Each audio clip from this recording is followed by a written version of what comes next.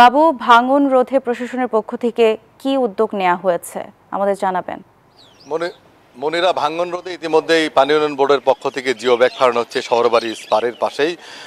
গত কয়েকদিনে এখানে কিন্তু পানি বেড়েছে, যার কারণে ভাঙন ভয়াবহ আকার ধারণ করেছে।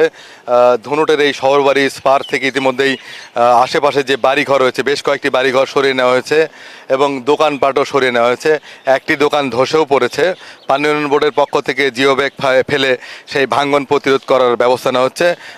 পানি উন্নয়ন বোর্ডের বগুড়ার নির্বাহী প্রকৌশলী নাজমুল হুদা জানিয়েছেন যে গতকাল এবং তার আগের দিন থেকে 100 সেন্টিমিটার পানি বেড়েছে এবং যার কারণে এখানে 330 মিটার এলাকায় ভাঙন হয়েছে।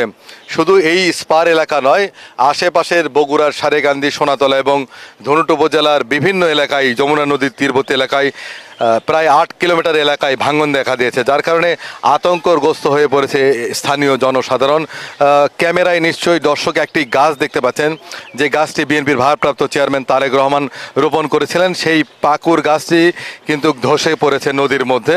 এখানে এই গাছটি ছায়া দিত বলে স্থানীয়রা জানিয়েছে।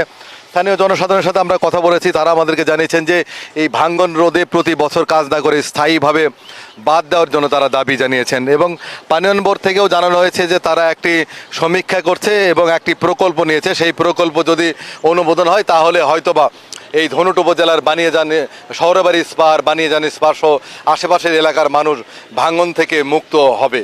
এই ছিল বগুড়া থেকে সর্বশেষ। ফিরে যাব স্টুডিওতে। মনিরা, ধন্যবাদ বাবু আপনাকে।